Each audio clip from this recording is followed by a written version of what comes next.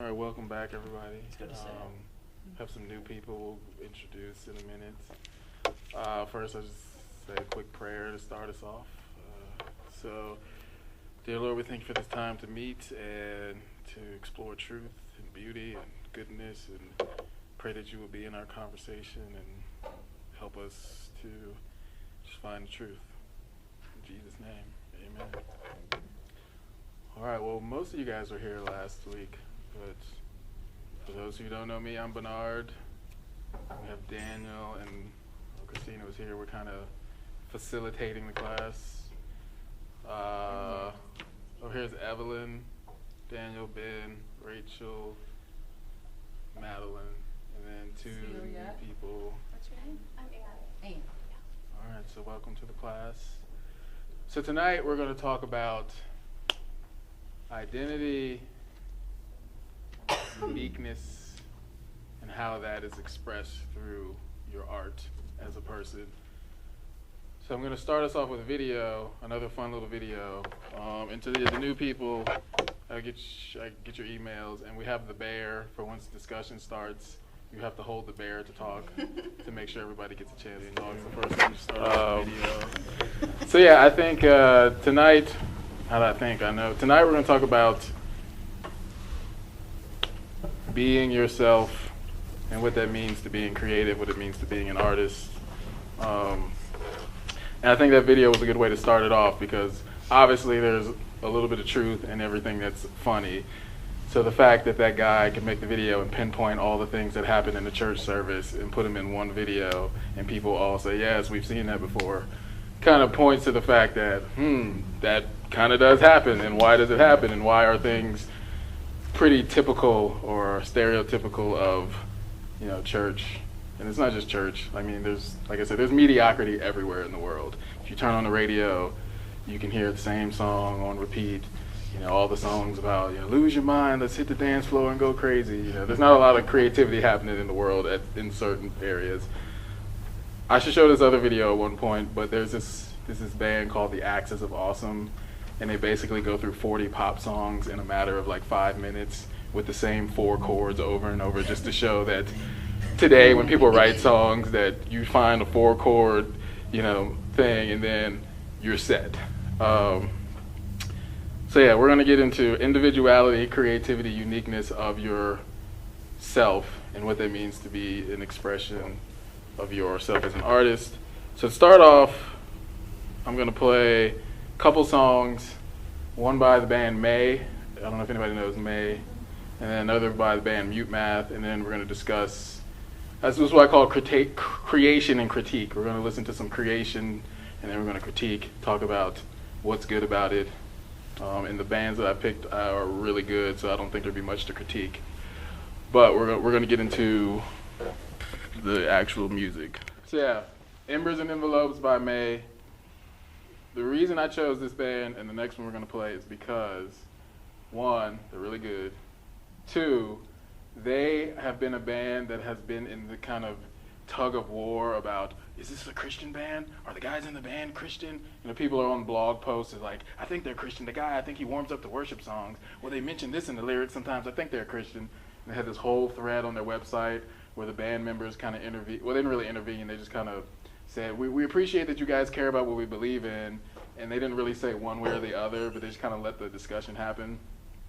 But I remember my friend introduced me to this band.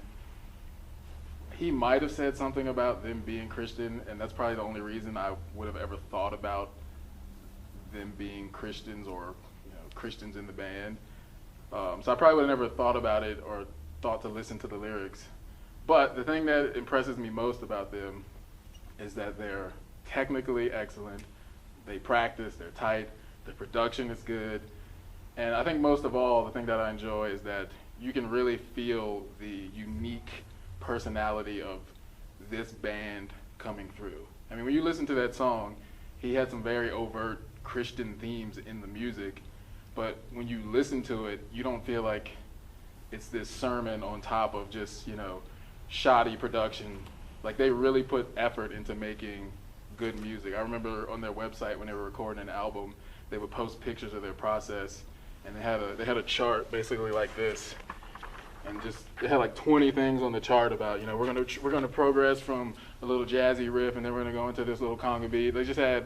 They put a lot of thought and effort into their music, but I think, you know, dealing with the individuality and the creativity, I really want to also kind of insert the tug of war thing that happens between, you know, somebody who's a Christian and in a band and how they can get pigeonholed. So that's just to kick us off. Which part was Christian to you? Well, that's kind of what we're dealing with tonight. I didn't hear it, so. Well, there's a part where he says, let's look ahead and then we'll see the one whose glory never ends. See, I couldn't understand what he was saying. Yeah, I mean, if you hear the song from the first time. I heard that, I would, okay. Yeah.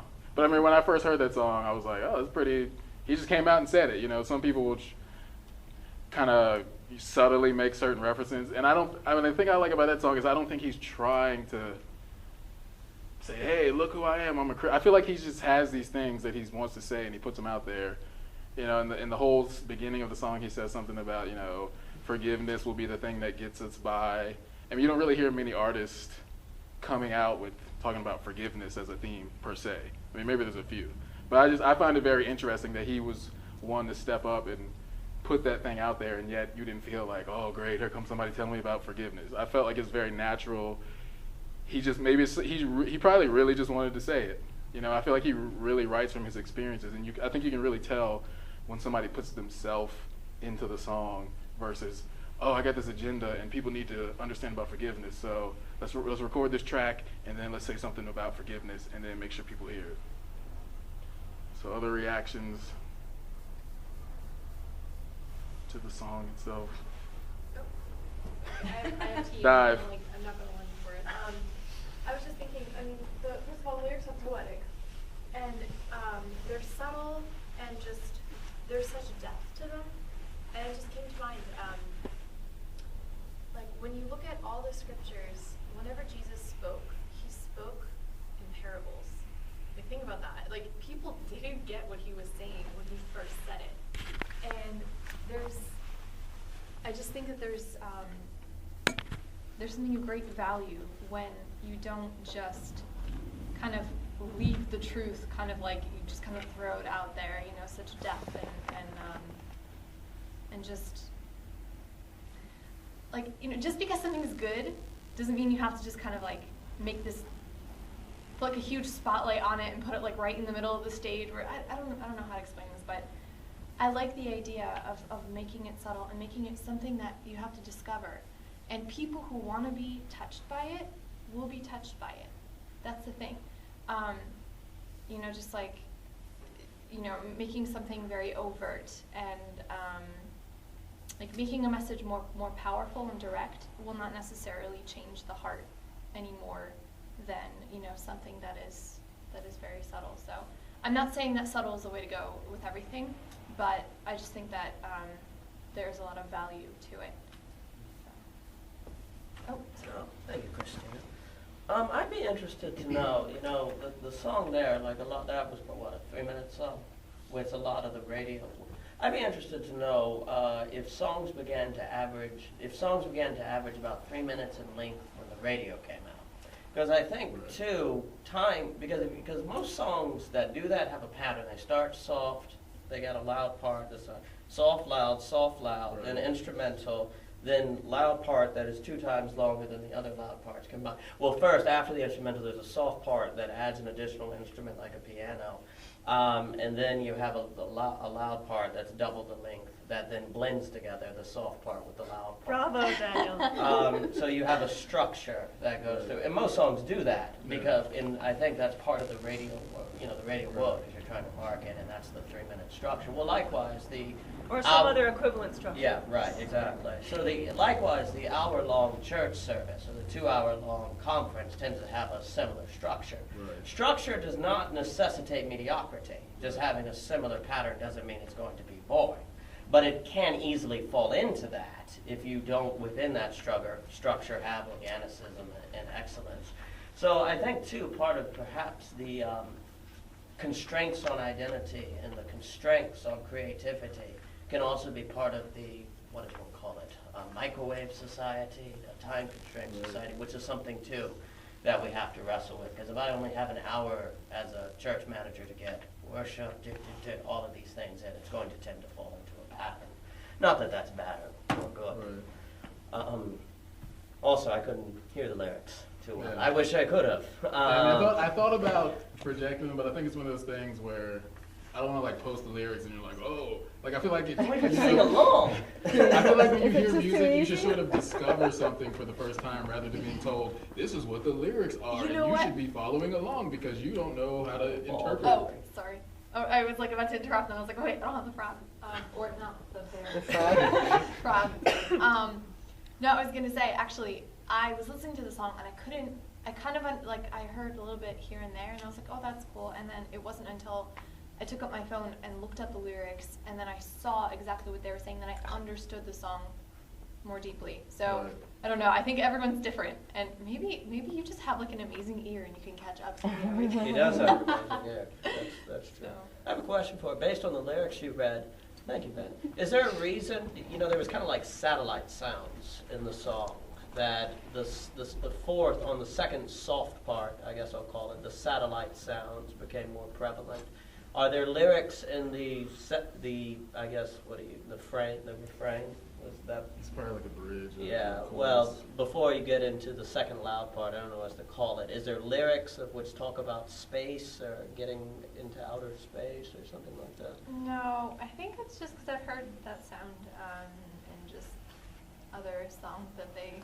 It might not be outer space, it could be It's called underwater. a synthesizer, man. What's Yeah, that? synthesizer. Synthesizer. Well, it sounds like a satellite. I It don't does know. sound like a To me, satellite. It does have Actually. that feel. I know what you're saying. Yeah, yeah. I didn't know what you meant. You were talking about something in this song we just heard?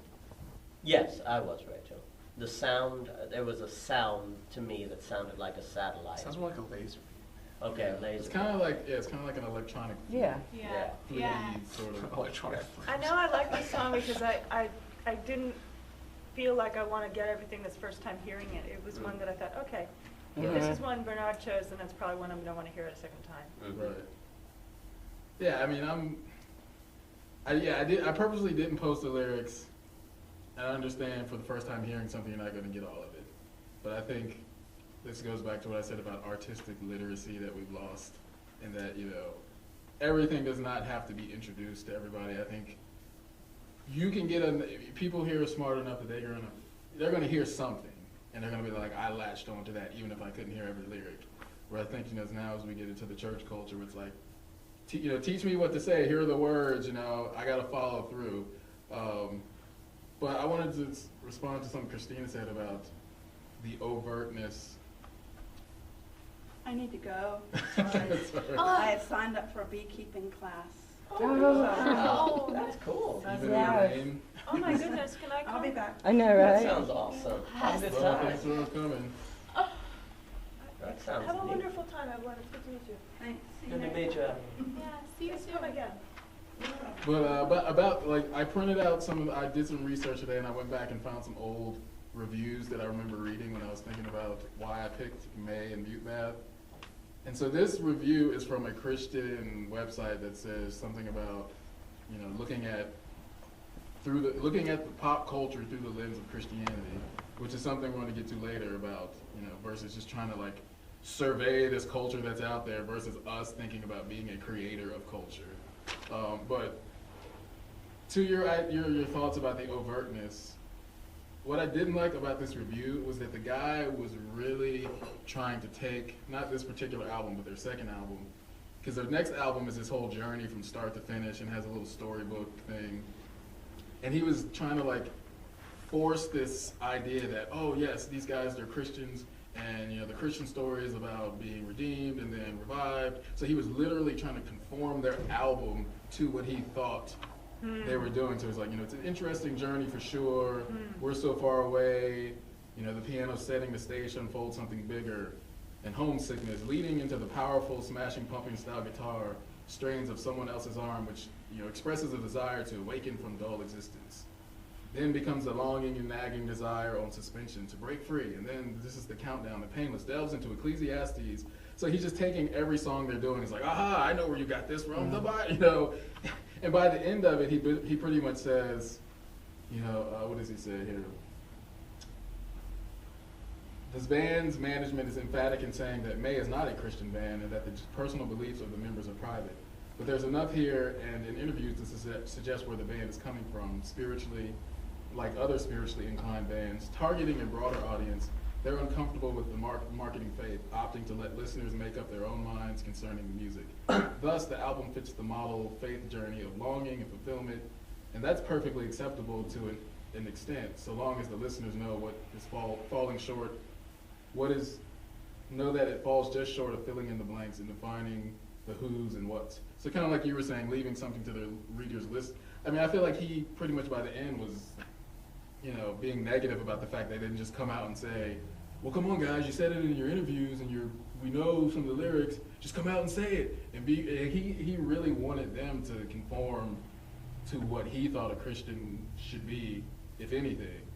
So I think that's part of the problem now. It's like you have this lens that we try to box and stuff Christians into, and then we get upset when they don't. But you have a lens of like, okay, this is the journey of faith, which is creation and then sort of fall and then redemption. Your album should follow that. You know, and then you want to pull up the slide next to their album and be like, okay, your song 1, good, you fell. Okay, now where are you getting redeemed? And it's like, you cannot take a lens like that and put it over someone's album and then get upset when they don't follow through with it, because you're the one projecting the lens on it. And they never said anything about, you know, we're following this pattern of, you know, what you're thinking. So I don't know, that article towards the end just kind of got on my nerves. That just reminded me of these passages that say, women, don't just dress yourselves up on the outside with the right hair and earrings and nice clothes, but rather make your beauty be on the inside in a submissive way to your husband and in society. That you're serving God, and God is making you beautiful on the inside by where you are and what you do and who you interact with. And it's from a different perspective than if you just look at the person as if the person is an entity as a cross-section of time, a snapshot of who they look like today. So from God's perspective, there's a full life, and who this person is something that happens over time. Likewise, a piece of music or something isn't just how it looks when the album is done and it's got really great art and it opens in a cool way, which is really awesome, and it feels complete when it's in your hand. But the actual life in the album is in who has a relationship with the music that's in it, and Right. and also who has a relationship with the packaging, but how that affects people's lives. And it isn't necessarily true that every single time somebody gets an album in their hand, for example, it has to be the complete story, because that's not the piece that they may need in that point in their life. Right. And God knows more than we do about that sort of thing. Right. Very nice, Rachel. Hello, Mr. Cummins. Good to see you. Yeah, I mean, I think this other book that is similar to the one we're going to read is called Addicted to Mediocrity, and the guy makes the point of saying that you can't judge somebody's album or painting you can't judge their life basically on that single instance. Like, you have to look at their work as a whole. So if you come upon an album and it's like, wow, this sounds really depressing, like he sounds like he wants to die, it's like, well, maybe he wanted to die at that point in his life, but you haven't got to the point where he's going to make that next album where he's like, oh yeah, remember that time I wanted to die? Yeah, I did, but I came through it. So I mean, I think that's an important piece too, seeing the bigger picture and understanding that, like Christina talks about, you know, everything is a process. You know, art is a process, and if you look at your life as a process, you'll begin to look at it differently. When you see people, you'll be like, oh, okay, they're going through something. And I tell my new thing is how creativity is like pregnancy. You know, when a woman is pregnant, she's in the midst of creating a child. And if you go up to that woman and say, man, you look horrible, she's gonna smack you, because she's like, I'm pregnant, okay? I'm carrying a child. And I didn't feel like getting out of bed today and looking so great because I'm carrying a child. So I feel like that's how all artistic things are. When somebody is coming to you right in the middle when you're working and they say, oh man, look at those lines. Oh, that shot looks horrible. You're like, I'm pregnant, okay? I mean, because it's true. It's like, I hate when people come up to me and I'm editing a video and they're like, oh, I really man. think you should do it this way, Bernard. Yeah, I think the sound, I don't really like the way that you're doing this. this. The sound is off right there, man. Oh. That shot is a little bit out of focus. I'm like, I know. That's why I'm editing now. That's what I'm doing. I'm putting it together, and there's pieces that aren't ready yet. And when I'm done, all that stuff. Did you ever think of hiring somebody else to do it? Because they could do it better than you. Yeah, so I think it's a very sensitive process. Speaking like of the very, we zoom into the creative process to be like, look, I'm in the process of making things different. It's like if you were to come into a sculptor's workshop and you saw half of the sculpture and the rest was still the clay. I mean, are you going to say, man, what's wrong with that? That clay's not. It's like, yeah, I know. I'm creating the pottery. It's still in process. So I think, that's how God sees our life. He's looking at people and parts of the clay he's still working out. He's like, okay, this person, they're good right here, but over here they're not so great. I mean, I think that's a good tool to look at people as far as where they are in the process. So if you have someone who's a Christian and they're making really bad art, you got to start somewhere and be like, okay, great. You're making things. That's a positive. Let's start there and say, good job, man. You wrote those songs. They are songs. I mean, if that's all you can say is that they are songs, good. But then you got to get to a point where you start saying, look, man, you've been writing songs for 7 years now. And you haven't increased in talent either. I never heard a single Maybe good this one from isn't you. what you're supposed to do and you heard wrong, or maybe you could go to class. Maybe you could take a songwriting class. Maybe you could hang around some musicians. So I think just thinking about things as process is an important thing. To that, a few things. One, if somebody is not very good at medicine, and we would tell them that, no problem. Someone's not good at art, they say, I'm doing this for Jesus, I'm not doing this for people. Why are you judging what I'm doing? It doesn't matter. That's part of where we view art not as a work. There's a discrimination kind of going there, subconsciously, where we view it as not a work, not a craft. We view it as a extra thing that's not necessary to life. So, if somebody's not very good at teaching, we don't mind saying, hey, and they say, no, I'm not doing this for man, I'm doing this for Jesus. You go, well, you're not a good teacher, and so we have to fire you. But when it comes to art, that excuse gets across to people because it's viewed as extra. It's not viewed as a craft. Second, there's a big problem too. Because if I think you're Christian and in your art you're not explicitly Christian, I think you're afraid. And I think, I also think that you're hiding something because we've made that dichotomy, we've made those things opposed versus to understand that the word secular just means finite time. We've actually now got it to mean atheist. It doesn't mean that at all. It just means it's the dichotomy of temporal versus eternity, and the Hebrews understood that temporal time is within eternal Daniel, time. sometimes in your second clause, like tucked in between, is like this whole thing, and I just wish you would end a sentence. Do it like. And if you want to talk about that, just talk about that for a little while, and then finish, and then go back to what you were talking about before. But that was awesome. Well, thank you, Rachel. I'm sorry. So I think, that's important to grasp because we've made that. It's like fear, and then we're like, well, Bernard, why are you afraid? Don't you believe that and we can start playing that game. Again, I think, too, like we said last week over and over again, or I said over and over again, if you make your character more like Christ, your art will be more like Christ. You can't help it. Rather than worry about if your art is explicitly Christian, you become more Christ-like, and that will come across. I think many artists actually mess up because they're worried about if their art is explicitly Christian, then they're not really focusing on their own heart. And then you would get both on that C.S. Lewis principle, the first thing first, like we said. Lastly, on the redemption arc, we go fall, redemption, and then you could even just jump straight to New Jerusalem. That goes from Genesis to Matthew. It skips the entire Old Testament. And actually, it doesn't go to the Gospel. It goes to Romans. It skips over. It goes just to salvation. When we talk about what is, Christian, there's so much in the Bible, and we've kind of created these 3 points when we could have the Book of Kings.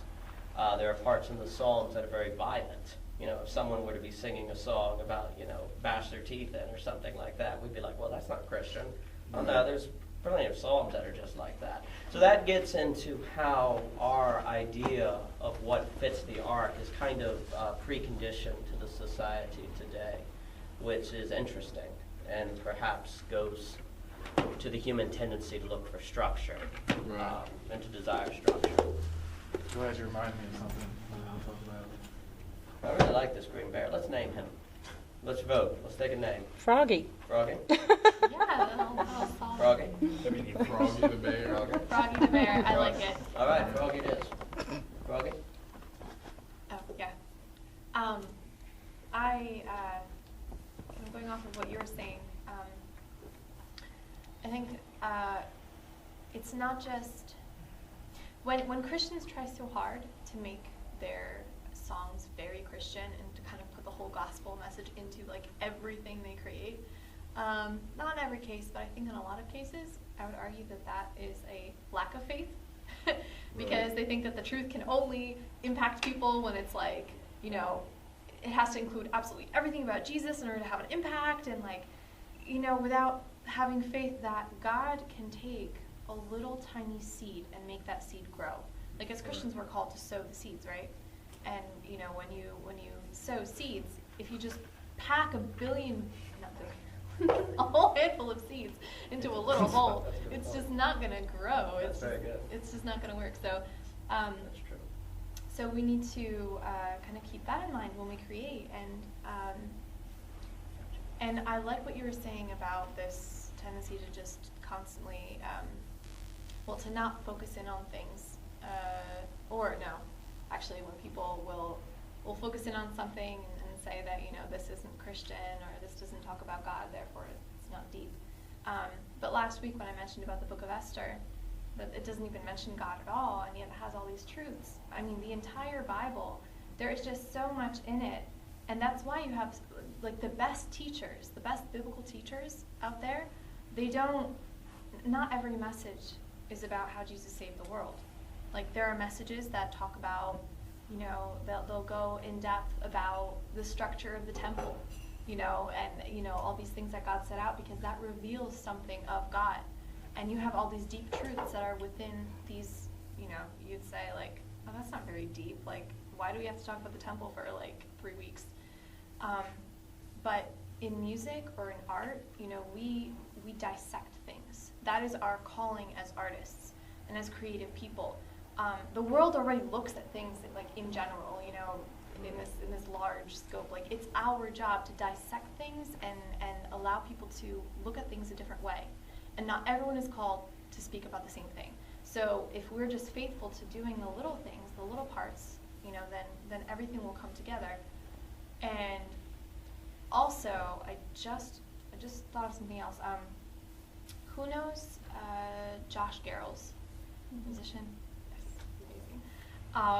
I had a conversation with Lori Jean. I don't know if any of you know her, but she was talking about how she went to a Josh Garrels concert, and his music is very well produced. Just it sounds beautiful, and you know how when you see people live in a show, like when you have very complex music, sometimes the live show will be very like intense, and it's just like all these sounds are coming at you, and you know what the song is supposed to sound like, and it doesn't always sound the same. You know, the CD version always sounds better, like more manicured. And she said that when she heard him play, there was such it was like a full range of musicians, all these different instruments, and yet there was no chaos. Everyone played their own part, their own instrument, but not at the same time. But like it was just woven together so beautifully. So when you listened, you had the same experience as when you hear the album. And so we had this whole discussion about how, wow, as Christians and as creative people, you know, this is how we're supposed to be. We each play our own instrument, and we focus on our own part. You know, we don't try to put the spotlight on ourselves and do everything, because then that concert would have just been a mess of an experience. Like it would just been, you know, you would leave with a headache, and you wouldn't get the same, Right. you wouldn't get the same experience in the music. So I think it definitely tells a lot. Yeah, it's funny you're saying that because I was thinking about some earlier this week that I think will help people who are Christians and artists kind of take some of this guilt off.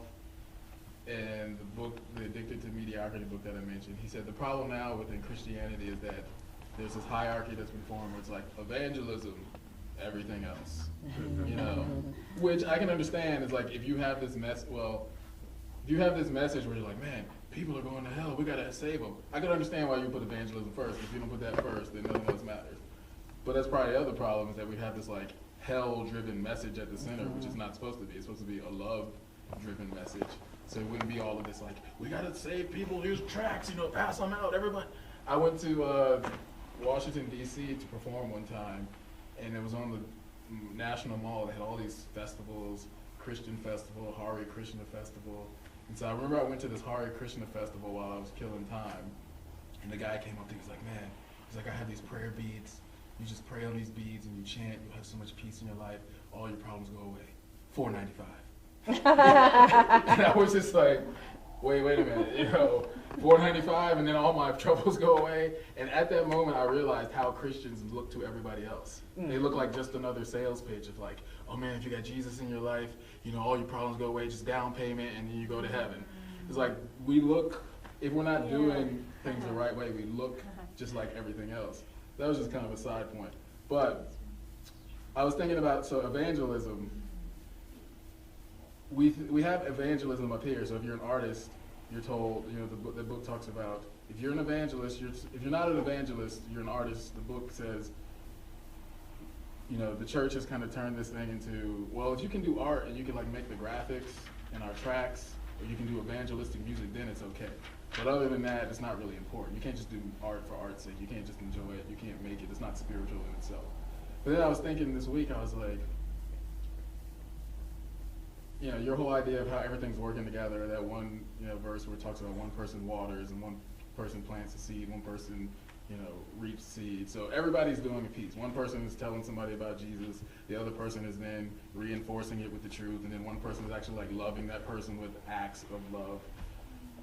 And I was thinking about how does art play into that? And I was like, you know, every part of God has a little bit of God in every other thing. So art has a piece of evangelism. Evangelism has a piece of art. You know, worship has a piece of art. Art has a piece, like everything feeds into everything else. So I was thinking, you know, what if, you know, like Christina's painting there, somebody came in and just looked at it and was like, wow, that's really striking, it's really beautiful.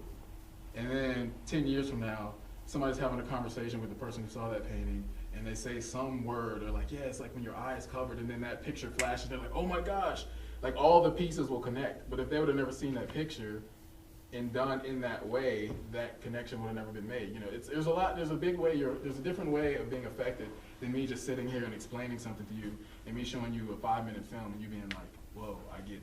So to me, it's important that art be part of that evangelistic process, because we have a way to display things in ways that like cut through people's, you know, intellect. You know, people, I notice it all the time. I talk with people and I'm saying one thing after another that I think I'm just knocking down their arguments. I'm like, you've got to believe the thing I'm saying, bam, bam, and they're just like, no. But then you can say one spoken word poem and just like, it gets past that and they're like, oh, you know, that dude hit me right here. And he didn't even know it. So I think, you know, speaking of how you're saying things work together, it's important to see how being an artist plays a bigger part in what some other Christians might be doing around the world.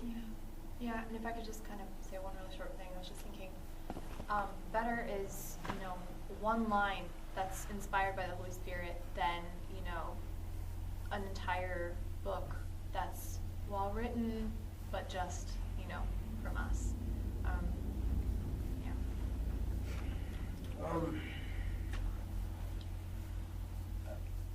Churches value art as much as it can be a vehicle for evangelism, because they don't see it as a craft. And I think that can apply to anything, but we let work get away with it. You know, if you're not at your construction site converting people to Jesus with your buildings, we don't get upset with you, because, you know, you got to do what you got to do. But if you're not converting, or if it looks like your art may not convert people to Jesus, then why are you hiding, Bernard? What are you doing? I think, one, this gets into how This is a pet peeve. But I shouldn't say it. Well, I guess it's not a pet peeve. I guess this is the great tragedy. We have no character development in Christianity. N.T. Wright has a great book, After You Believe. It's about get saved, but it's not about becoming like Jesus, when in fact you're supposed to become like Jesus, and that is through which salvation comes. The structure of the New Testament is gospel, proclaiming Jesus, and then you have Romans and the second half, which is all about salvation. The salvation comes from the gospel. The salvation plan is not, they're not the same thing. Scott McKnight talks about this. Unfortunately, there's this big battle between, I don't know why, I guess one of the movements, Reformation, Emergent, or whatever. I don't know why Christians fight with one another. Anyway, but the proclaiming of Jesus is what leads to the salvation, but we skip that. Art could really do a lot in proclaiming Jesus as Lord, and from that would flow salvation, but we want to get straight to salvation. That was all very vague. I'll expound on that later, if you'd like. Second, I think there's a whole lot of Christians who have made art, who have gotten a whole lot of, good evening, who have gotten hurt deeply at one time or another in their churches because, someone comes up to them and, they look at Christina's painting and they go, well, Christina, did you ever think that someone may look at that and think that you're praising, Islam? What would you do if somebody, was converted to Islam? Why are you so inconsiderate? Why weren't you thinking that? That sounds very cruel and heartless. But I think many times there have been many Christians who have just been confronted like that and really attacked on what ifs that their art could lead to. And that too has led to a fleeing of creative and with that intellectual individuals from the church. And when you lose both of those, you suddenly fall from culture making into culture wars. Speaking of the what ifs, it's a kind of a blind spot that the entire a Christian art culture might lead people away from Jesus, because the church so bad at art as it is. I mean, they don't have anything to lose.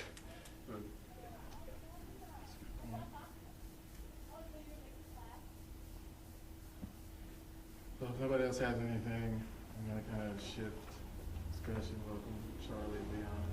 All right. How are we all today? Doing well. Good to see you. We basically listened to a song by May. We're kind of talking about quality Christian art. I read the last thing from the lead singer of May was interviewed, and they asked him were they Christians, and he said, so we understand why we got the label, but it kind of has not a negative connotation, but a very specific connotation to where labeling yourselves a Christian band can shoot yourself in the foot if you have any message to send at all. Because once you've labeled yourself a Christian band, you isolate a whole demographic, and on the same token, you're going to lose some Christian fans because you won't call yourself a Christian band. We just wanted to write music, and the Christian label just kind of came along with it. So they were signed to a Christian label, and he said we didn't do it because they were a Christian label. He was just like, well, they have more reach. Why not put our album everywhere it can go? But going back to, like I said, they got into this big tug of war because it's something funny that the book we're going to read talks about. It's like, once a celebrity becomes a Christian, it's like, oh yeah, we got him. He's ours. You want to own that person for some reason, and it's understandable because if you're a Chinese person or a black person, when somebody who looks like you does something, it's natural to be like, hey, he's ours.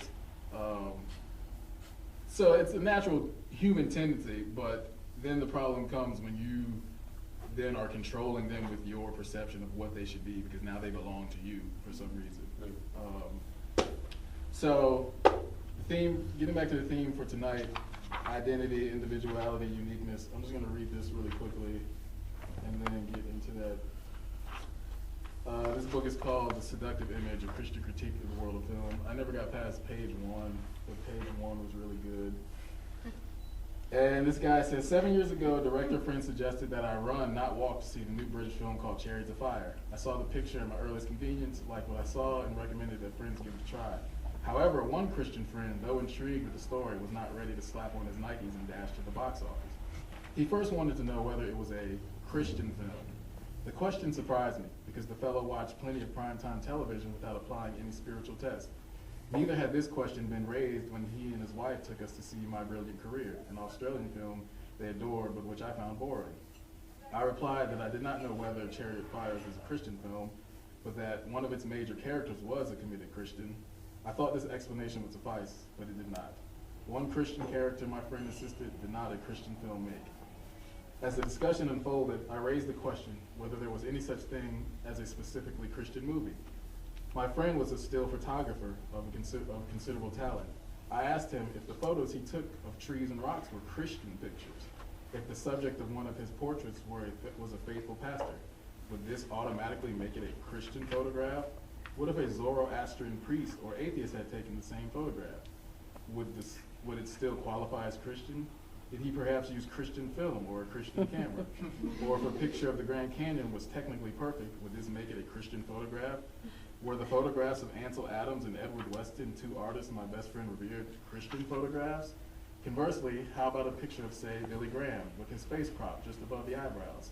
What about an overexposed, out-of-focus shot of the Chartres Cathedral with a garbage truck parked in front? Would these poor efforts qualify as Christian pictures, even if a Christian took them? No clear answers to these questions emerged. So I thought that was interesting because we don't look at any other part of life like that other than art for some reason. You know, you could argue that my clothes came from some store that was made by a non-Christian designer, and while he was designing them, he was watching a non-Christian show. So I should take off these pants because clearly I'm not representing the gospel right now because my pants are un-Christian.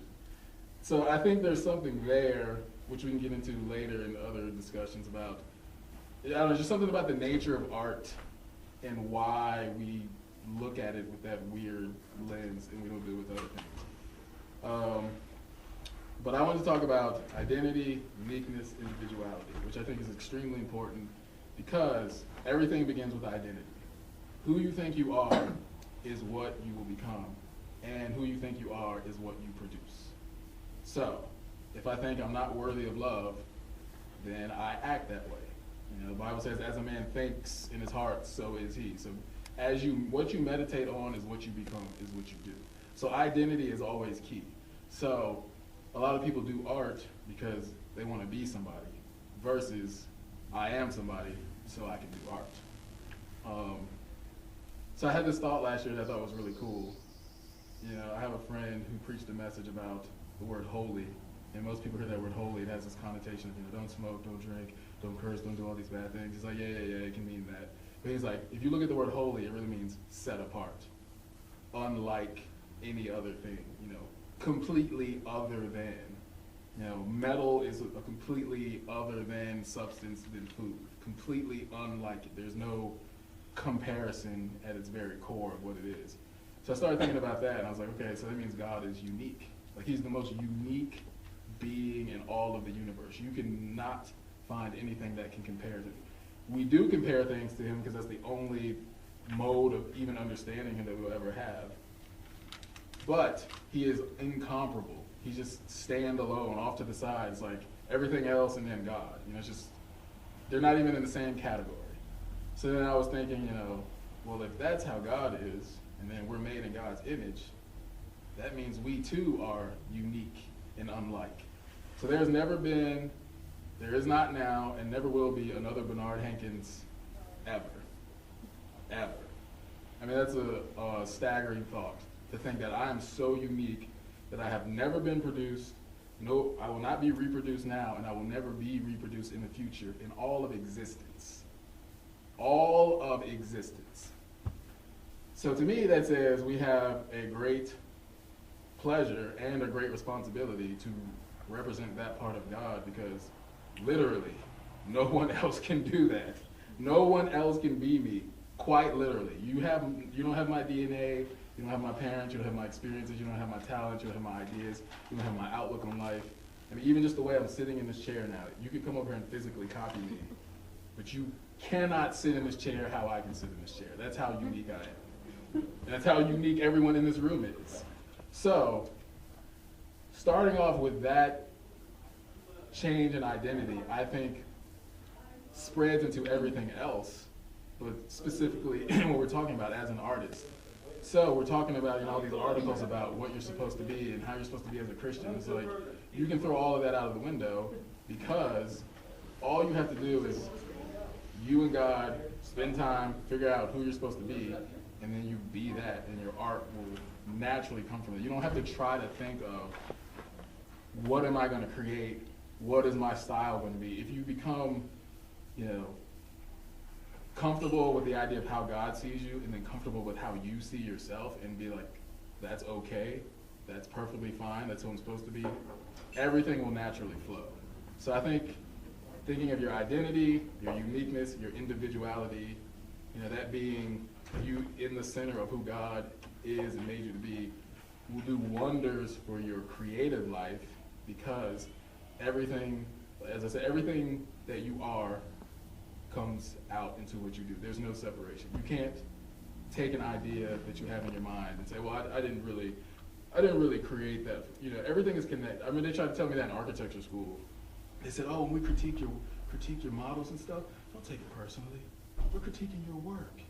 I was like, I am my work. You can't separate my ideas from me. Like, oh, well, I grabbed that idea from the idea bin over here and then made, no, it came from my brain, from the things that I like, the things that I do. So yes, there is a risk in being creative, because you are putting yourself out there to a degree. So I just wanted to kick it off with that idea of uniqueness, individuality, and identity, and let the discussion emerge. Sorry. That's all every day, though. Let's go with the dive. All these jumping, man. It's all over the place. I have to disagree when you Alright. say you are your work, because to me, and pieces of art have always had the potential to exist. So in some sense they do exist, but you're just grabbing the pieces and you're putting them together. But it's not coming intrinsically from you. You're more of like an architect, I would say. Anyone wants to disagree with that? Almost like, are you talking about like almost like being like a vessel, like the idea kind of pours through, like Yeah. the different things are combined kind of like through us, and it just kind of. Yeah, pretty much. Just like a bunch of little pieces. Like an automation process. I would. Oh, sorry. I could see how you would think like that. But then that would also say that when a woman gives birth to a child, going back to the whole idea of birth and pregnancy, that it's almost like this natural thing that the woman is just, like she's just the vessel that carries the child, and once the child is born, Egg is that's part it. of a woman, though. It's a physical part. Whereas the sound wave I make is not a physical part of me. But yet, the sound that you make comes from you, and it's triggered by something that is in your mind, and then you respond. It's like it's a response or it's a thought. So whatever comes from you is still, it's not completely you, but you are involved. Well, of so, course. So whatever we make, whatever we say, even if we're just, let's say, like repeating something that someone said. We can repeat the same words, but we're saying them in a different way. Everyone has a specific way of speaking that's going to make that idea come across differently. Everyone will, have different intentions in saying whatever they're saying. Like, there is, maybe it's not always so obvious, like, oh, this is you. But back to the subtlety thing, like, we do put ourselves into whatever we make, even in subtle ways. The music you make comes from, there's a reason that you make the style that you make. But here, let me expand onto that, though. I mean, the person that you are isn't even, it's not completely your work.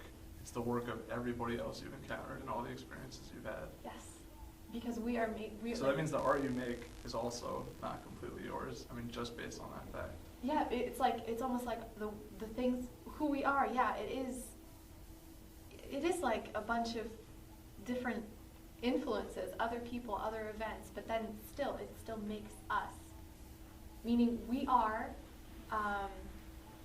unique, but we're also, like, other people are part of It's our unique, identity. but it's a cog in a bigger system. That's why I don't like to think of it so individual.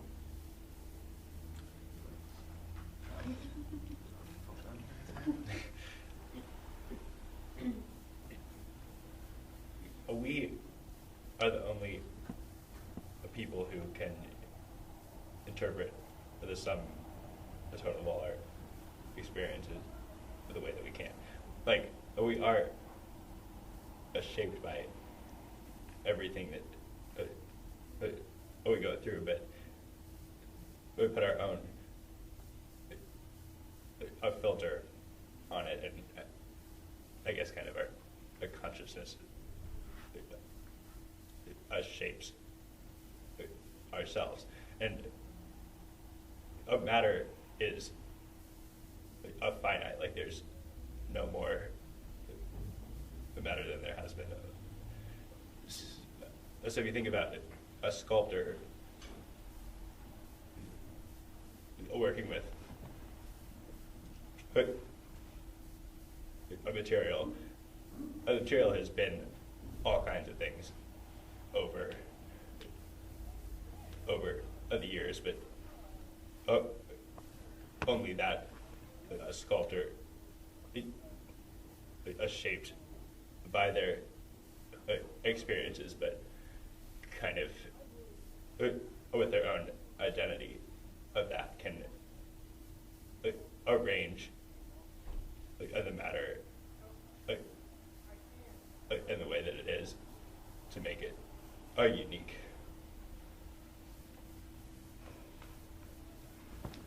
Okay, well, some of my best art has been like huge mistakes, right?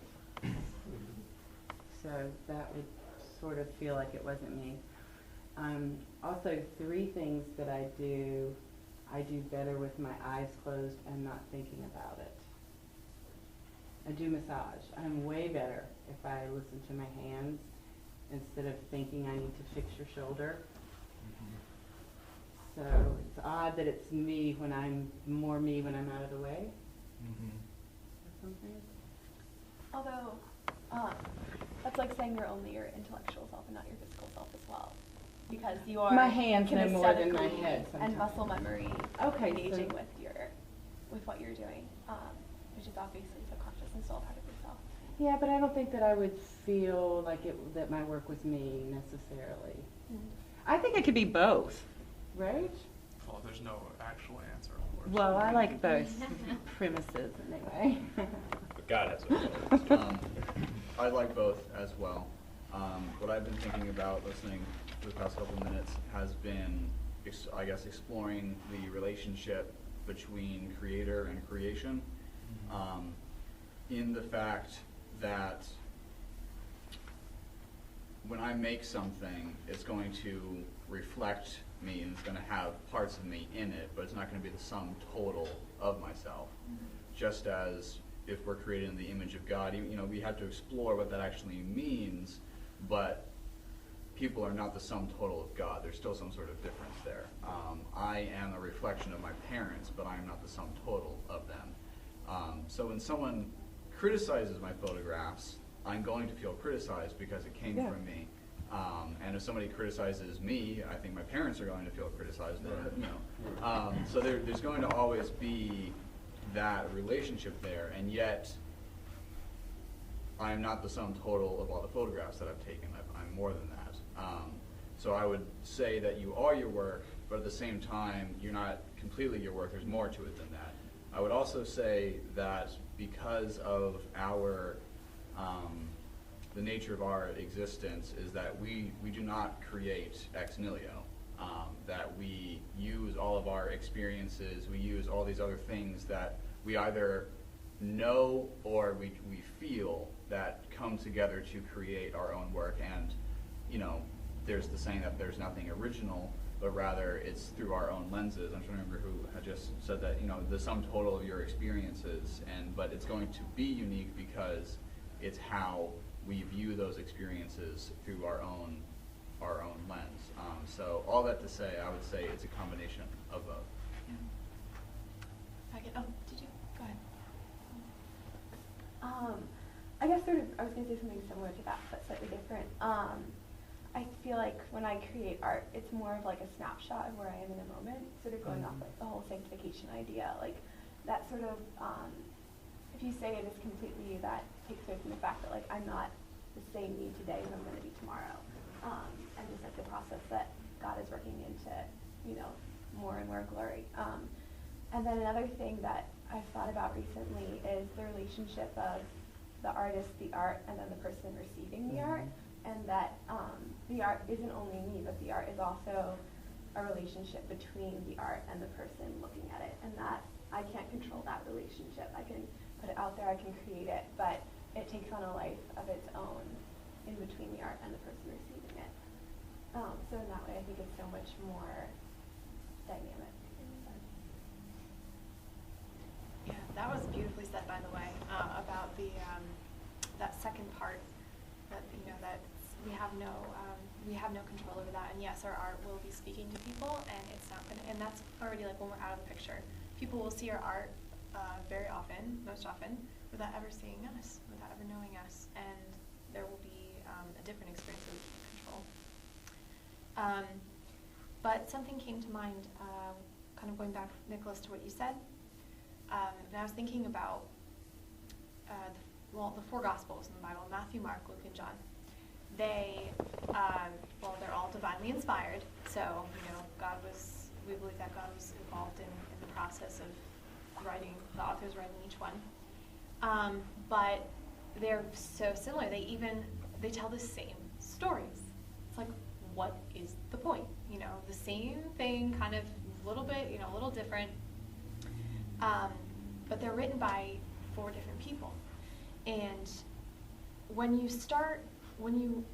do more than just kind of read through it and kind of like read the words out saying the same thing, you start noticing, like, for example, Luke is a little different than the other books because he focuses more on, like, he explains the miracles in more detail.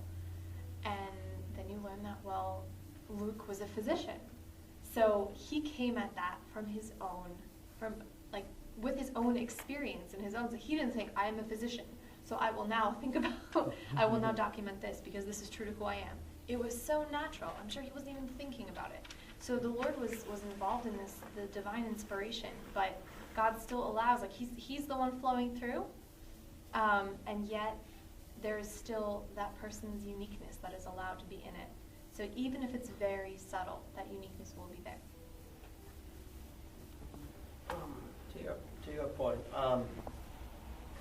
I think one, because of that, if you put as we've mentioned, if you put a Christ-like core in your work, then when the receiver gets it, there's material for the Holy Spirit to work with, and then you're just trusting the Holy Spirit. I don't think it's by chance that the de-emphasis of the Holy Spirit has gone with the de-emphasis of art in Christianity. I think those things go together. To Christina's point, it's extraordinary. It's the gospel according to Luke, the gospel according to Mary. It's all a gospel. There's one gospel according to these four people, and because the gospel is Jesus, so Jesus according to Luke, Jesus according to Mark, Jesus according to Matthew. When we do art, it's, Jesus according to Daniel, Jesus according to Ben, Jesus fill in the blank. I think that's very important. A lovely image that my mentor, Mr. Dillard, would say the Gospels, each one's like a layer of paint.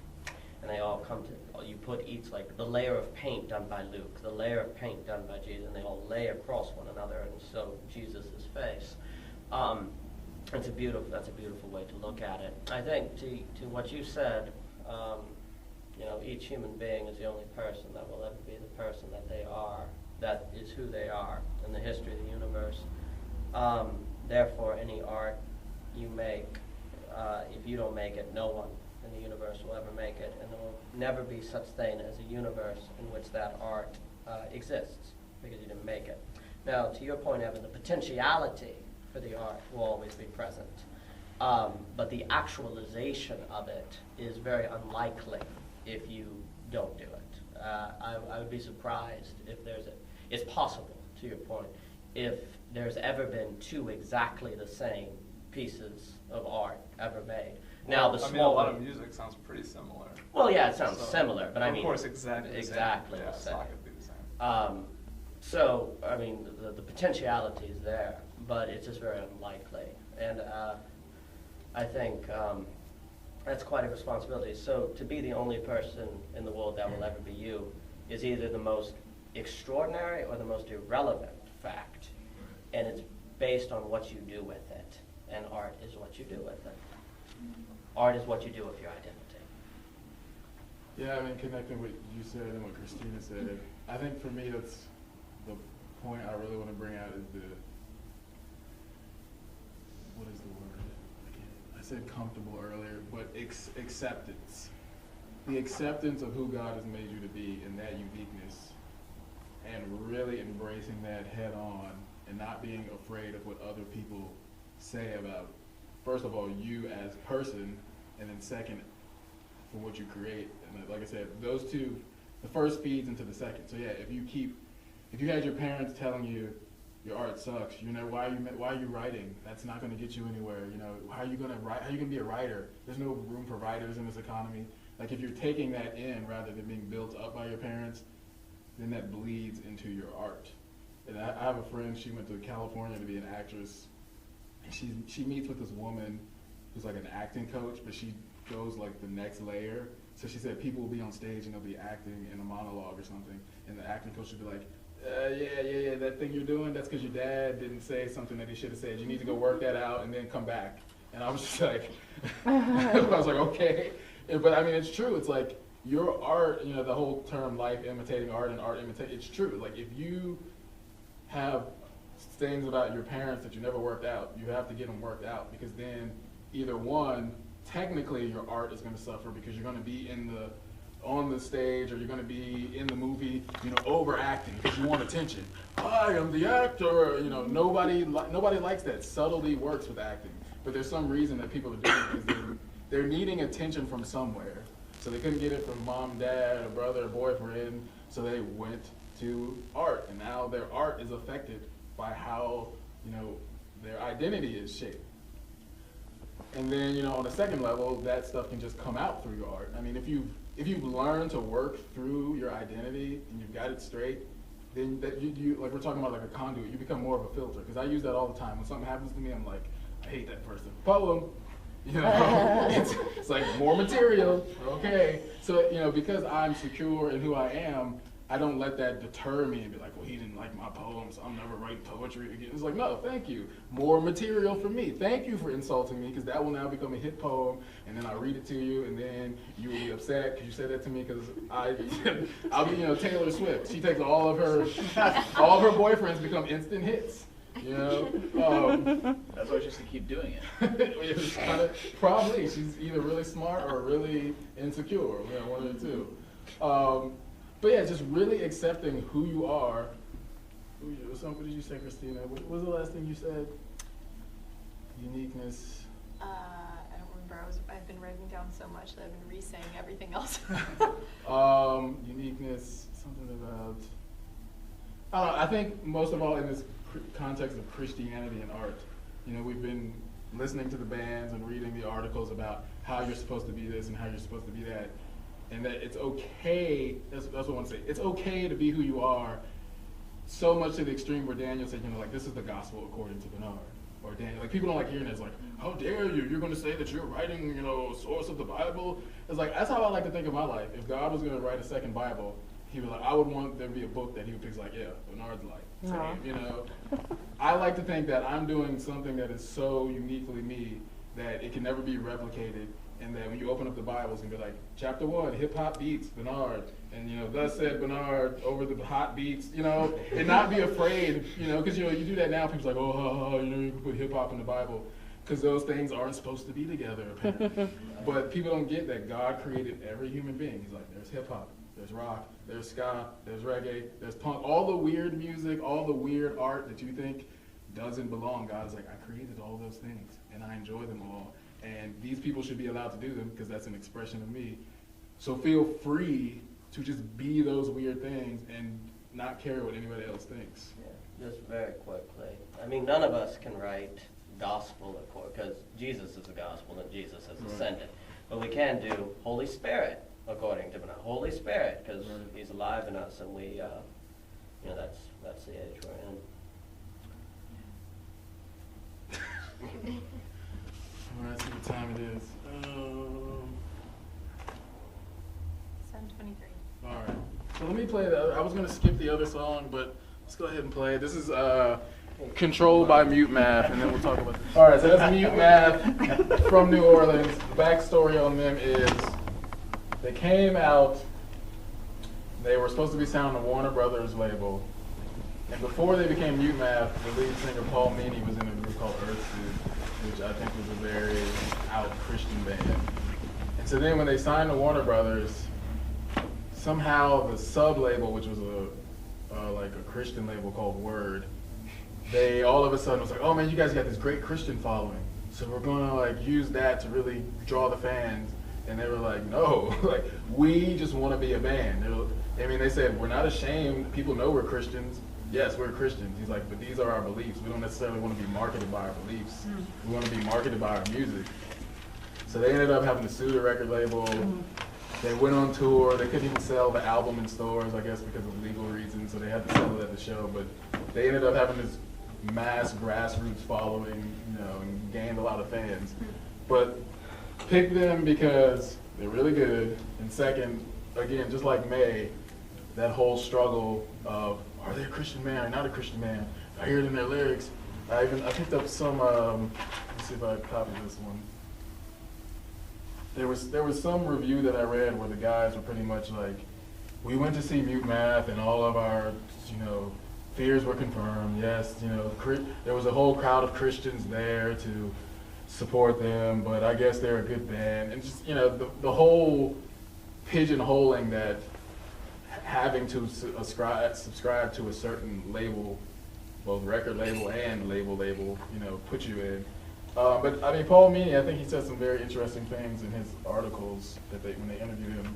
For instance, one he said was, he's like, I'll be at a show and I get done with a song and one person will say, hell yes. And the other person next to them will say, hallelujah. And he's like, I think we're creating the atmosphere where these two people can be, next to one another and say those things, and you're mixing those kind of people, those viewpoints up. He says, whereas Christians want the gospel preached to them on top of a funky beat. They just want, oh yeah, you're singing that stuff I like, yeah, make it good and send me a record. So I like him a lot because it goes back to what we're saying about the fear and the being ashamed, and he said, we're not ashamed. Like, yes, ask us, we're Christians. However, you don't do that to the farmer or, like Daniel says, the construction worker, and it's like, so you build houses, but where do you stand on foreign policy? You don't start prying into other people's part of their lives, but for whatever reason, we do it with artists, and I think we're going to get into that later. But yeah, any reactions, response to the song itself, lyrics, technically, otherwise? I really think, sorry. You can probably hear the lyrics a little better on this one. Yeah, you can. But see, I have a relationship with written word. Right. That when Daniel, I guess you're with me. That when I see the lyrics, when I see the words written in front of me, they touch me in a different way. And I listen, and I love music. I love listening to music, but there are I don't know, just seeing the words just does something. But this song, actually, I listened to it when did it first come out? 2005, I think. Yeah, like years ago. I remember the last time I listened to it was when it first came out, and listening to it now, it's amazing. Same words, same lyrics, same music, and yet it touched me in a very, very different way, in a unique way, and I just thought I'd put that out there because it's just awesome when it happens. Yeah, did anyone else have something to say about the song, actually? because I wanted to say something else, but it's not. Keep going. Okay. Well, going back to like what we were saying about not being overtly Christian all the time, and it was like what this band was going through. Actually, the Book of Esther came to mind again. I don't know why I'm on such an Esther kick. I have no idea. I haven't even read it recently or anything. But when you look at her life, she was, like, she knew who she was. She was a Jew. She loved God. Like, she loved her people. It's like she knew her identity. And then she's put in this situation where, you know, she is, like, married to this king. She doesn't speak about her faith. She does, like, she just doesn't. And it's not because, you know, she was, like, ashamed, like, you know, she had an opportunity. It's just, like, that wasn't the place she was in. It was not wise for her to do so. And so, you know, there are seasons in our life, and there are different places that God will put us where sometimes we will be, you know, direct, and we will be very open, and sometimes we will not, you know, and it's really what God's will is at that moment, and we have to act in wisdom. And also, Rachel, you had said something about, you know, women. You referenced the scripture where, you know, women aren't. It said that women shouldn't concentrate on their outward appearance, but on their heart, right? And it wasn't saying that those things are wrong, but that, you know, the heart is first and foremost. And I was just thinking, like, Esther's heart was true. Her heart was, like, really in the right places. She loved God. That's why God used her. But also, God used her appearance to draw the attention of the king. If she wasn't the most beautiful woman, and if she didn't go, and you know, the Bible talks about all the beauty treatments she went through and everything, like, if she wasn't there, then, like, she wouldn't have access to the king. So it was God's will for her to be, you know, focusing on her appearance after her heart was, of course, ready, like, so that way God could use her to save a nation. So it's really amazing. So with art, you have both. You have, you know, the message, you have the heart of it, and then you have also the packaging. You know, the outward appearance, the sound, the production, you know, all those beauty treatments. There's, you know, God can be glorified through both, as long as, you know, we don't put one over the other. So that's really important to remember. Yeah, that's definitely a topic I don't want to get into tonight, just because I want to say a lot about it. I'm going to have that much time, but the aesthetic and the message is important. But my initial response to the song, I think it was like 2005 or 6. I was just on the internet looking for music, and I happened upon them because they were a featured artist on the website. And I just put it on. I was like, man, this is really good. Wasn't really paying attention to it, and then, like, later I was listening to the lyrics. It's like, oh. It's like, are these guys Christians? I didn't even know. But I was not, like, looking for like you're saying, the message. I was listening to the aesthetic. That's the thing that got me. And then the fact that they were Christians after that, I was like, okay, that's pretty cool. And then, like, I think I found them, and then they came to Charlottesville like a month later to perform. And speaking of aesthetics, these guys know how to put on a show. I mean, if you want to go to a show, they are the definition of a show. I mean, there's so much energy. Even though some of the things they do are simple, you can't do a lot when you get to a venue. But I remember I went to Southern, and we're all facing the stage, and the music, somebody's like, yeah, mute math is coming out. And they come from the back through the audience, and we have to part, and they're, you know, playing on drums. Like, they just do little subtle things to spice it up, to make it not as boring. Like, okay, we're coming out, we're plug out our guitars, and okay, here's your show. Like, this guy is jumping on top of his keyboard, like about to break his neck. The end of the show is insane. He's got this self-made instrument where it's like an old, they take out chips out of children's toys and change the sound, and he's made his own instrument called the Atari, and, you know, he's got the neck of it in the guitar, and he's going out in the audience, and he's surfing, and he passes the thing out to the audience, and you're playing it, and he's just rolling. I mean, it's just insane. And it's like, you want to go to this show because it is good. They're not up there, like, just giving you their least, saying thank you for your, for your $20, and now we're going to the next. Like, they put it all on the stage. So, like you were saying about aesthetics, I think is very important, because people respond to energy and excitement, and I think that's part of the problem now with church. It's like, okay, let's raise our hand. It's like, I can understand why people don't come to church because it's boring. I mean, honestly, a lot of churches are very boring. And me and Ben and Anna, we were looking up this college today, and we were going through the rule book. And the rule book said, music. When you're at our college, it was a Christian college, like when you're at our college, we prefer that you only listen to semi-classical music and classical music and light music rather than pop, rock, jazz, which are not, I mean, there's literally this sense that these other aesthetic sounds of music are somehow bad, just because they don't sound like easy listening and soft and quiet. I mean, that's just horrible. You have people out there who look for that sound, and then you don't have Christians making those kinds of sounds. Then, I mean, you have no excuse, because if those people, I mean, I think God has set up, here's this artist, here's the people who are going to respond to it, this is your part in the world to play, start making that music. Because these people are not going to respond to bad music. And not even bad music. I mean, even if you're doing like contemporary music very well, just some people just don't like it. Not because it's technically bad, they're just not into it. And what is it going to be attractive to those people? You know, what is going to be attractive to the artist? What is going to be attractive to the performance artist? What is going to be attractive to the gymnast, the ballet? You know, everybody has something that speaks to them. So I think it's why we're saying, you know, with your uniqueness, it's important that you live that part out, because nobody else can do it. Two things. On the book of Esther, the quintessential line, as we all know, is maybe God has put you in this for such a time as this. There's this real emphasis on obedience. In fact, that seems to be, that's the big thing, right? Doing what God tells you to do. And there's a lot of times in the Bible where people don't do what God tells them to do. So Israel loses 40 years of their life. 40 years. You have lots of times where time is wasted, or God's like, hey, do this, and they don't, and things get rough.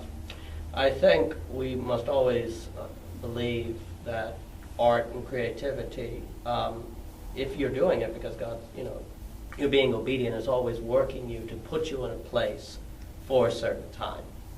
And that if you're not doing it, you won't be in that place for that time to do things like Esther did. So I think to emphasize obedience over explicitness is key, because if you're obedient, you'll give off Christ's life. Second, I think there's something very interesting about words. I think words are tied to identity.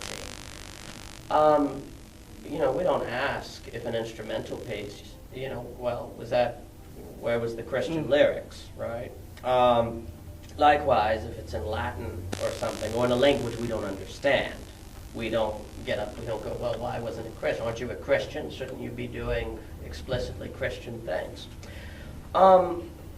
So I think what kind of happens is a lot of this issue we're talking about, where Christians are having to figure out how to deal with the culture, is all about how we kind of wrap up our identity in words, and also gauge the identity of others by their words, more so than what they do or their craft or things like that. And the power of life and death is in the tongue. I mean, there's a lot to the word. I don't think that's by chance, because Jesus is the Word.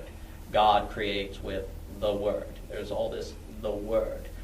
So I think the relationship of language to the identity is key to sort of, one, in being, if you yourself want to be a Christian, training your tongue, training your mouth will have a lot to shaping your character. But the wrong approach is if you don't hear what you think constitutes a Christian tongue being given back to you, hence thinking that person is not Christian. So not really a conclusive point, but an open door on the issue of the relationship of language to our identity and how we identify others, and how that then leads to the way we understand art in different people's works. And when we recognize, that music is tied to identity, then of course we'll then understand, since everyone has a different identity, every music, every piece of music will be different, or every band will have a different focus. And I also did want to kind of say that, we're not discrediting worship music at all. Because it's, everyone's in a different season, and, there are times when I just need to listen just to the simplest worship music, and for that moment it's not about the quality, it's not about, it's not about certain things that I would focus on in other moments, and then God will use those things to speak to me in a way that even the most well-produced music will not speak to me. So it also depends where you're at, and you won't always be listening to energetic music, you won't always be listening to slow music. There was actually a time when I was, a season I was very into Me Without You. Like, they're very lyrically intense, like, especially, do you know their older music? I don't know their catalog very well. Okay, well, like, their old music is, like, lyrically and musically intense, like, loud, like, really, like, wow. Jarring is a good word. And I would go through that, and I was moved to tears by their music. I would analyze it. I remember I would rewrite the lyrics. I wrote a research paper, I think like my second year of college, on their music. Like, it was like 12-page research paper, just on like a few songs. And now I'm in a different season. I'm listening to Misty Edwards, and when I first started listening to her, I didn't like her style, her music. I just didn't. I was like, is that really what I'm used to? And yet, it's just like nothing else will do. This is what I listen to. This is the only thing that will stir me up right now. So it depends. There's not one genre that's better than the other, God will call some to, be like Esther, to go before the king, to like, be beautiful and charm the king and be used by God. But then there will be others that will be of humble appearance, and God will still use them mightily. So, but that doesn't mean that we have an excuse to just it's not an excuse to be sloppy, because that is wrong. That is wrong. That's my only qualms with it. Yes, no, which is why we need this group, which is why we need to remind ourselves of this, because it's so easy to take this Christian value of humility and just turn it into laziness. Right. It's really, yeah. This is to Daniel. Did you say that word is more important than action? Is it? You said. I sort of heard that too. Well, which is it's confusing because I don't know if it's more important, but I think it's considered more important. Why would it be considered more important? Doesn't really. I feel like words. I mean, to me, I guess I'm not as much into written words, so words are hollow on their own, and if you have no action to back it up, then it's just like especially. Oh, I don't disagree with that. It just seems socially, perhaps, engaging what a thing is, who a person is. We, at least in the arts. You're saying the need for language to facilitate things? No, I was having an open question on the relation of language to identity, and I was just noting how the question or the criticism of, you said you're a Christian, but, that doesn't have Christian lyrics. We don't do that on instrumental. We don't really, that thought never comes to mind. We just get that instrumental music can be Christian, and it's okay, even if it's done by someone who's not a Christian, because it's not, I think it's tied to evangelism, our idea of evangelism, how art needs to be a thing. And as long as it's not doing something that's potentially anti-evangelistic, then it's okay. So not really on all that issue that you're bringing up. I didn't mean to bring that, to get into that. It's more reserved to the Christian arts question. But on action and words, and then even thoughts, that's they're all in a symbiotic relationship. Yeah. And it was funny talking about Me Without You. It's just funny because I'm not a fan of them, but it's just the packaging. There's some Christian music I do like, So it just depends on the aesthetic that you're A talking lot of about. people didn't know they're Christian. Actually, I was listening to them for a while, and I just thought they weren't Christian. So, sorry. No, back to you. I don't want anyone.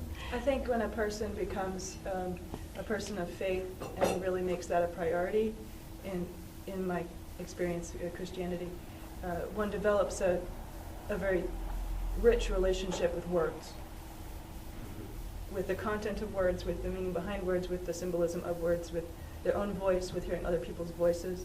It's it just as one might get to have a relationship with some particular genre of music, so does a Christian get to have a thick and rich relationship with actual words, written words and talking words.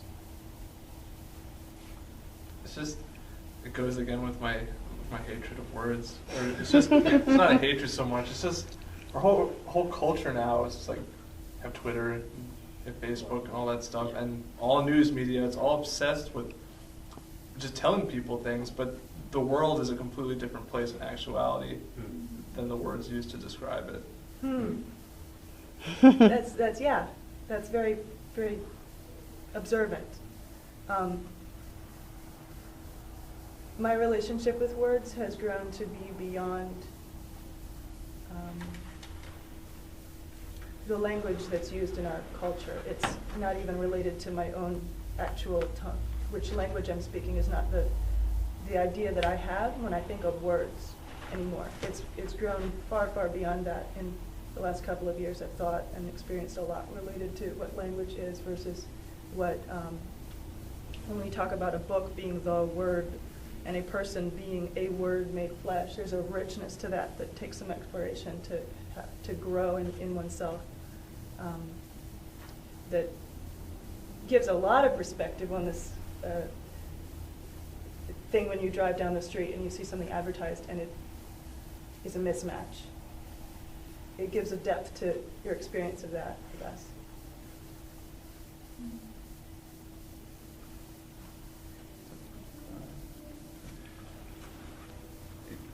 Two quick things.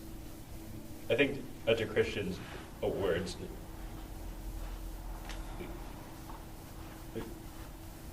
tend to matter because we are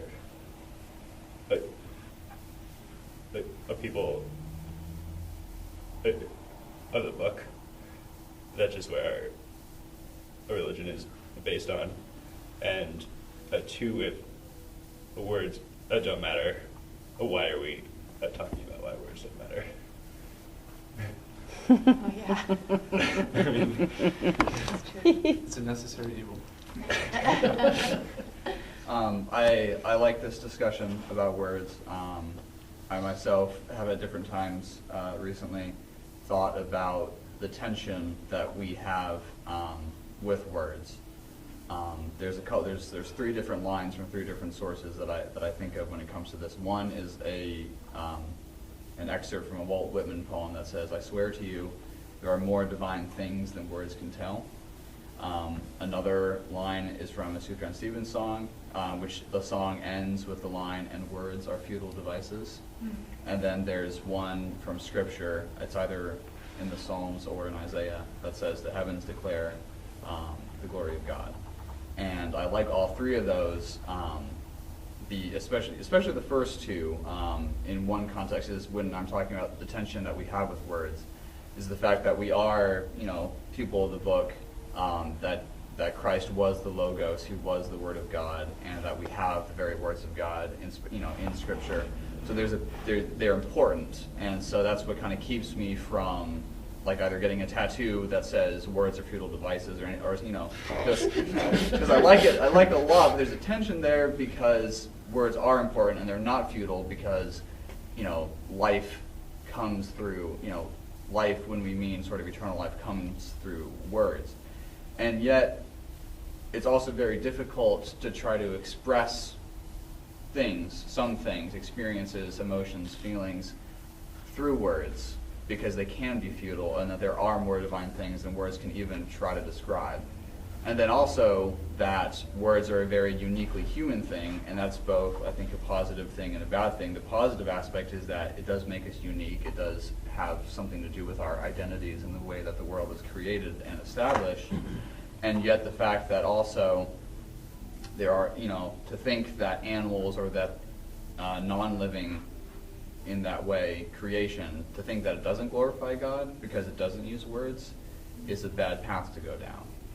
So that's what the heavens declare the glory of God. They don't use words. So I guess, and this is my new favorite word, the word tension. But the fact that it holds such a special place in our faith and our practice, and yet there's also maybe something that we've lost, which is the reverence for silence, or the reverence for worship that does not include words. To Evan's point, I want to say words have been reduced to phrases. Of course, phrases consist of more than one word. But it seems that when we hear a song, it has to have certain, for it to be Christian, it has to have certain phrases, like salvation, atonement. It's like check, check, okay, it's a Christian song. The stuff between those phrases, they can be whatever, as long as they have those phrases. So, in saying that words are primary, it doesn't necessarily mean that words are used well. They most certainly are not, tragically.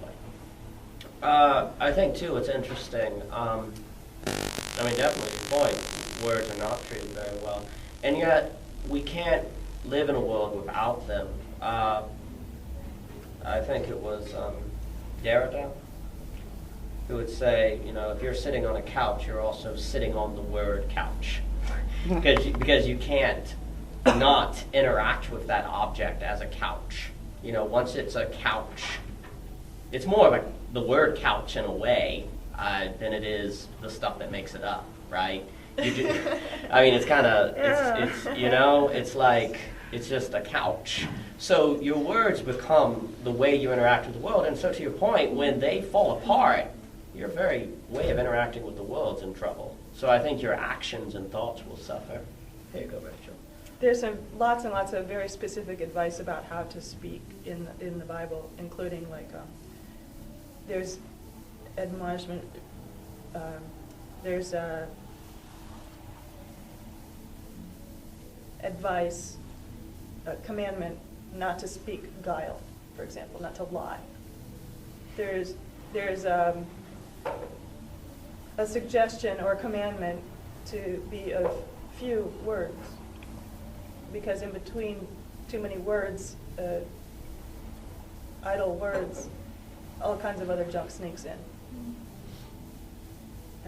There's advice that says I don't know if it's advice. I remember something about of writing many books, there is no end. Acknowledging that there's going to be always more words and storytelling about it, but that we can choose our words on purpose to have the meaning be cohesive to what we're trying to say.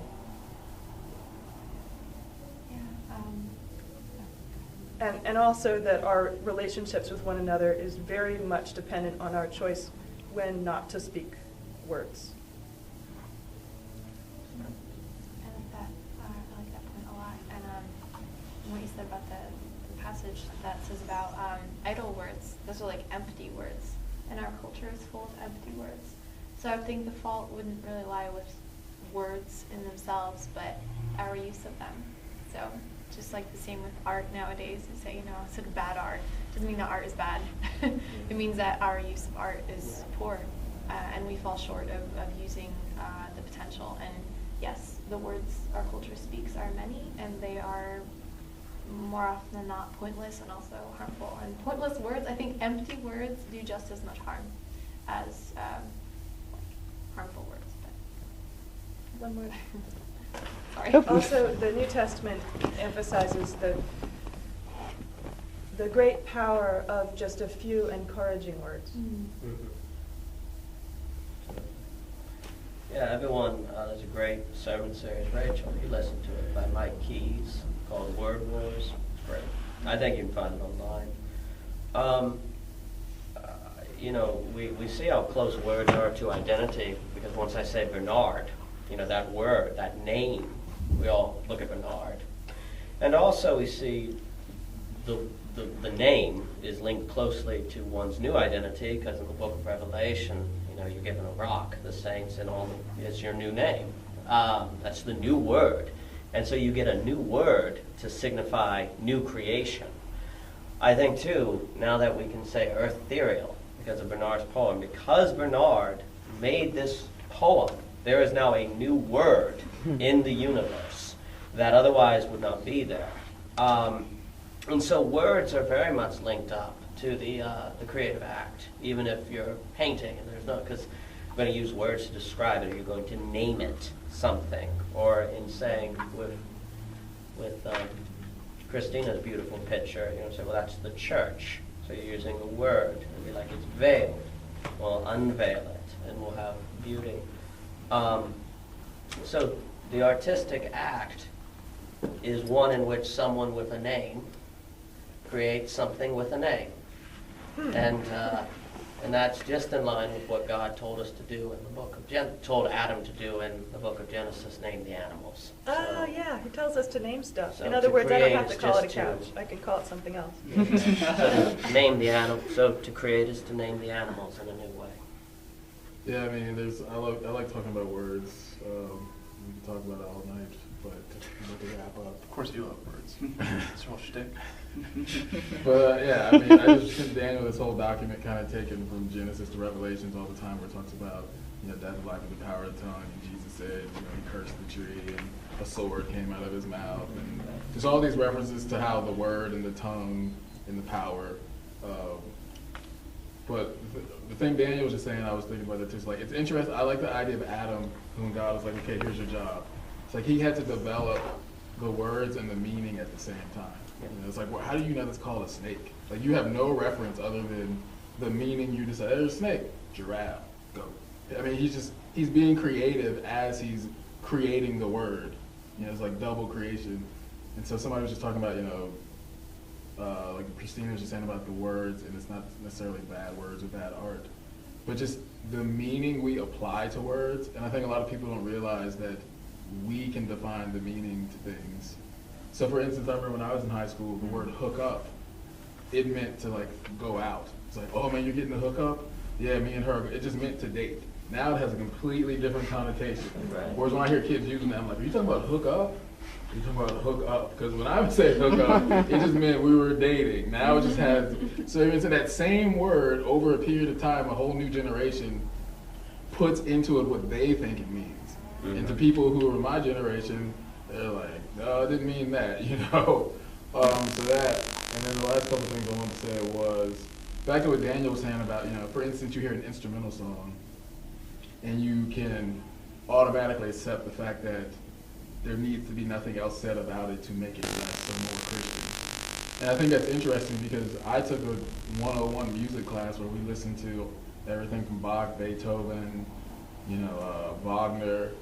And a lot of people don't realize that some of these classical, beautiful things are based upon, you know, whatever negative themes that these composers wanted to make up. You know, some of them are about demons and monsters and body, you know, behavior. But, you know, that same college thing that I just read from said, we listen to classical music and semi-classical music. Like, okay, let's go look at the root of this guy who decided to write this thing and see how much you think classical music is pure and unadulterated.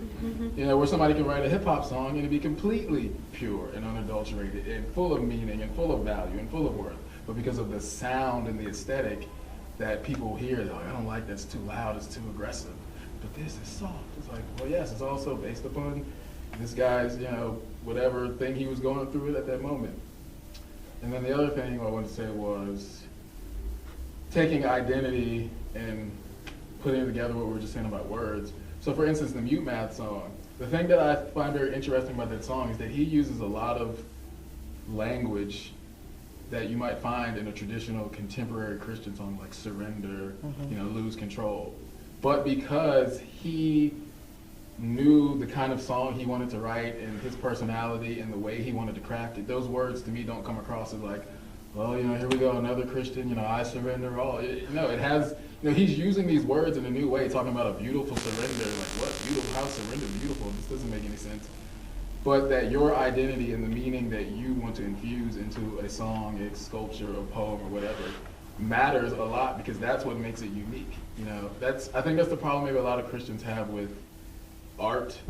So for instance, you read the scriptures like Psalm 23, yea, do I walk through the valley of shadow of death. People hear that so much that it becomes a part of your psyche, and that you get used to hearing those kind of traditional words and you connect with them, but then they lose the meaning because they're just tradition now.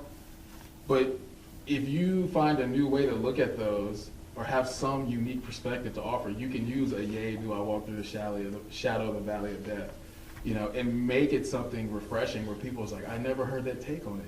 Thank you for bringing your perspective to that consistently used thing that has become boring. So I think I really want to hit that home. That tradition can become mediocrity if you're not putting your true, authentic self into the art. That's all their hands up. Yeah, I just We're want to say. close. I just got to say one last thing. When it says Jesus is the Word, for years that always was very confusing. Like, what does that even mean? Really, it is a confusing statement. But the idea is that Jesus is the personification of the quintessential Word. The Word that God spoke to make everything in the universe. And the idea of the fall is we had access to that kind of language. Then we fell, then we had the Tower of Babel, and then it was spread across the nations, and now how you have all these different tongues. So then when Jesus comes, and then he ascends, and you have the Pentecost, it's where now all of the body of Christ is given the different tongues to unify the languages, of which are one with the nations on the word of Christ. In Judaism, there's a big emphasis on words really kind of being, mostly in the Kabbalah, the bedrock, the foundation of the world. Language is more fundamental than everything else around you. So Jesus is the kind of coming through that fabric of reality, that glimmer of the deeper truth that's coming to the world, so that we can learn to get access to that language again. And that's why Proverbs emphasizes, language, control your tongue, mouth, and all of that. And I think if you get control of your tongue, you'll head in the direction of righteousness.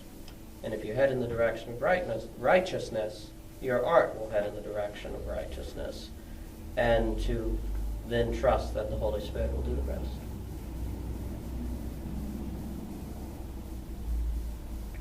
Froggy, you've had a very busy night.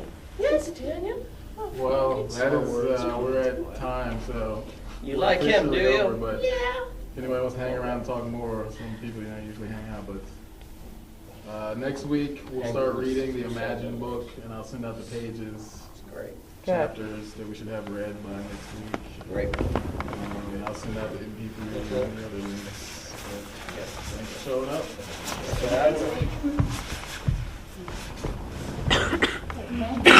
Thank you. We're putting your 2 cents in.